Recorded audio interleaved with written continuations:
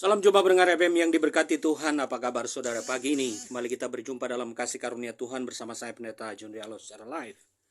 Kiranya siaran ini boleh memberkati kita yang ada di Tangerang, Jakarta, Depok, Bekasi, yang ada di jangkauan dari siaran ini. Dan pada hari ini tanggal 11 Agustus 2022 kita berjumpa dalam kasih karunia Tuhan melalui siaran radio pada pagi hari ini. Dan pada saat ini saya ingin membahas satu bagian berkaitan dengan bagaimana kita harus menjadi orang yang kreatif, menjadi orang yang inovatif dalam hidup ini. Karena segala keputusan, segala tindakan, segala perilaku hidup kita menentukan kualitas dari diri kita. Sehingga kalau kita melakukan hal-hal yang tidak mendatangkan hasil atau kita membuang-buang waktu, maka sebenarnya kita melewati hidup ini dengan tanpa ada hasil. Dan itulah sebabnya pada pagi ini saya ingin membahas satu bagian dalam kitab Amsal pasal yang ke-10. Ayat yang ketiga sampai ayat yang keempat. 2 ayat saja. Kitab Amsal pasal 9 ayat 3 sampai 4. Perhatikan, simak dan dengarkan baik-baik firman Tuhan ini. Amsal pasal yang ke-9 Amsal yang ke-10 ayat yang ketiga dan 4. Amsal pasal yang ke-10 ayat 3 dan 4. Bunyinya demikian. Perhatikan, simak, dengarkan baik-baik firman Tuhan ini. Supaya hidup kita terinspirasi. Hidup kita menjalankan prinsip firman Tuhan ini dengan baik. Amsal 10 ayat 3 dan 4 berbunyi demikian. Tuhan tidak membiarkan orang benar menderita kelaparan. Sekali lagi. Tuhan tidak membiarkan orang benar menderita kelaparan. Tetapi, ini lawannya, keinginan orang fasik ditolaknya. Sekali lagi, ayat 3 dari Amsal pasal 10 mengatakan Tuhan tidak membiarkan orang benar menderita kelaparan.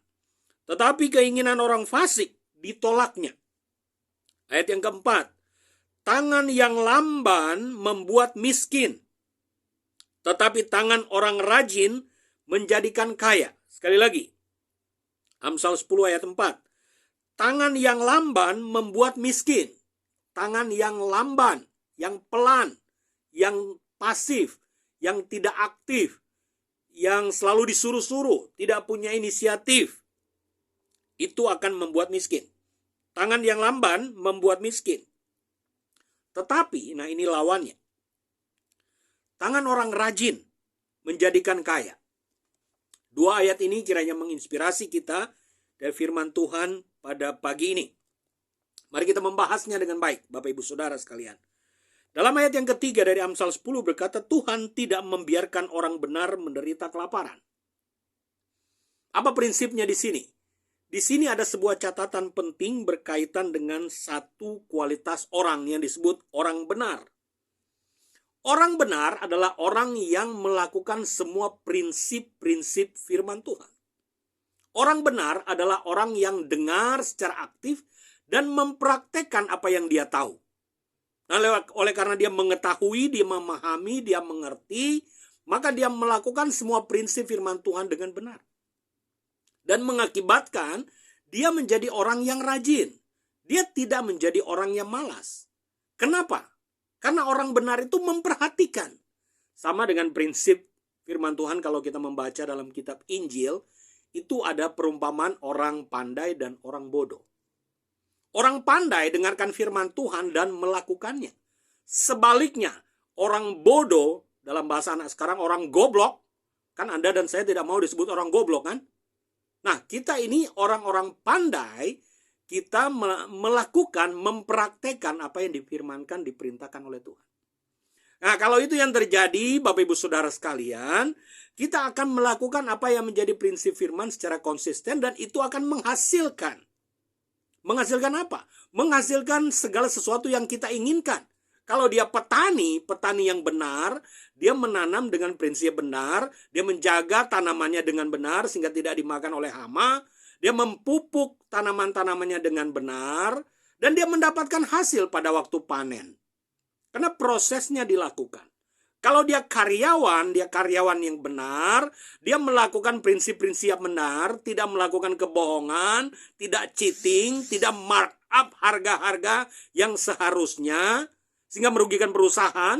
Nah, kalau ini yang terjadi, orang benar akan melakukan prinsip-prinsip yang benar. Kenapa? Karena dia kategori, dia kualitas, dia kelompok orang-orang benar. Dan itu akan mendatangkan keuntungan bagi perusahaannya dan juga bagi dirinya sendiri. Kalau dia pebisnis, dia pedagang, dia melakukan prinsip yang benar. Dia tidak tipu-tipu orang, dia tidak membohongi orang, dia tidak melakukan hal yang membuat orang rugi. Berapa banyak para pedagang yang membuat orang lain rugi? Keuntungannya dia dapat, lalu dia tidak memperhatikan secara kemanusiaan prinsip-prinsip moral dan prinsip-prinsip etika. Dia terjang semua. Yang penting gua untung, yang lain buntung, bodoh amat, peduli amat. Nah, ini prinsip orang yang salah. Tapi kalau dia orang benar, dia akan melakukan hal-hal yang terbaik. Dia mempraktekkan apa yang dia tahu dari firman Tuhan, lalu dia mengaplikasikannya. Itu makanya dia dimasukkan dalam kelompok orang benar. Dan kalau orang benar tidak mungkin kelaparan. Kenapa? Karena Tuhan berkata begini, Tuhan tidak membiarkan orang benar menderita kelaparan. Selain kualitas dirinya yang melakukan prinsip firman Tuhan, saya kira campur tangan Tuhan akan ada di sana. Tuhan tidak akan pernah membiarkan orang benar yang melakukan prinsip kebenaran menderita kelaparan. Selain daripada itu, orang benar akan melakukan prinsip-prinsip firman Tuhan dengan benar, dengan cara dia menjadi orang yang rajin. Karena orang malas itu, firman Tuhan berkata tidak akan mendapatkan buruannya kalau dia pemburu, ya. Nah, dia tahu itu. Orang-orang benar tahu firman Tuhan. Tapi kalau dia tidak lakukan, dia bukan kelompok orang yang benar. Nah, ini dia prinsipnya Bapak Ibu Saudara sekalian. Kalau kita orang benar, pasti kita melakukan prinsip firman Tuhan secara konsisten. Dan itu pasti akan mendatangkan kualitas dalam hidup kita sehingga kita tidak kekurangan. Kalau kita kekurangan, saya ingin bertanya, barangkali orang-orang itu bukan kelompok orang benar karena dia tidak melakukan prinsip firman Tuhan. Kalau ada orang mengaku-ngaku dan merasa, nah merasa itu kan belum tentu sejatinya orang itu begitu. Merasa benar, nah belum tentu. Orang yang merasa benar belum tentu orang benar. Hampir lulus itu artinya tidak lulus. Bapak Ibu Saudara sekalian, orang benar itu sangat firm, sangat pasti dia melakukan prinsip kebenaran firman Tuhan. Jadi kalau ada orang benar keleleran, kelaparan, kemiskinan, bodoh, itu bukan kelompok orang yang benar yang secara konsisten melakukan firman Tuhan. Jelas firman Tuhan ini berkata Tuhan tidak membiarkan orang benar menderita kelaparan. Tapi sebaliknya, tetapi keinginan orang fasik ditolaknya. Mungkin Anda bertanya bagaimana sekarang orang-orang fasik itu justru makmur-makmur. Sekarang mereka makmur. Nanti pada waktu pertanggungjawaban kepada Tuhan, dia akan menerima konsekuensinya. Jadi nggak usah iri, nggak usah merasa kok berbeda ya, kita sudah benar tapi begini-begini saja. Tidak. Nanti pada akhirnya, segala sesuatu yang dilakukan orang, itu akan mendatangkan akibatnya. Karena ada hukum yang disebut hukum tabur tuai. Apa yang Anda tabur, itu yang Anda tuai. Kalau Anda korupsi, anak istri Anda akan memakan uang hasil korupsi. Dan itu mengerikan. Selain dosa yang mengejar Anda secara hati nurani dan moral, Anda tidak akan lolos dalam penghakiman Tuhan. Dan itulah sebabnya kita perlu waspada. Waspadalah saudara, jangan melakukan dosa. Dosa akan mengakibatkan kita dibuang ke neraka. Nah, sebelum itu terjadi, datang dan bertobatlah kepada Kristus Tuhan, Juru Selamat kita. Kalau itu yang terjadi, kita akan diselamatkan dari penghukuman kekal selama-lamanya. Ayat yang keempat, tangan orang lamban membuat miskin, tapi tangan orang rajin menjadi kaya. Ini sebuah prinsip umum, tapi ini juga dasarnya firman Tuhan. Jangan jadi lamban, pasif. Jangan tunggu orang pukul gong baru gongnya bunyi. Itu orang yang suka suruh-suruh. Ya, orang kalau tidak disuruh tidak gerak. Tidak begitu. Kita harus menjadi orang yang kreatif, aktif, sehingga kita menjadi orang yang menghasilkan.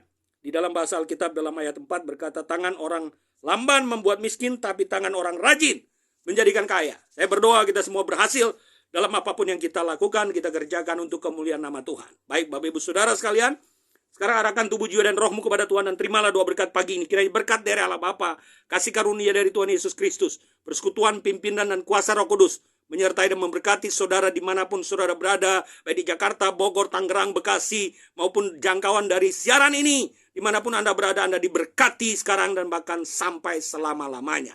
Haleluya. Amin. Saya Pendeta Junior Alo menyampaikan salam. Tuhan memberkati. Tetap semangat.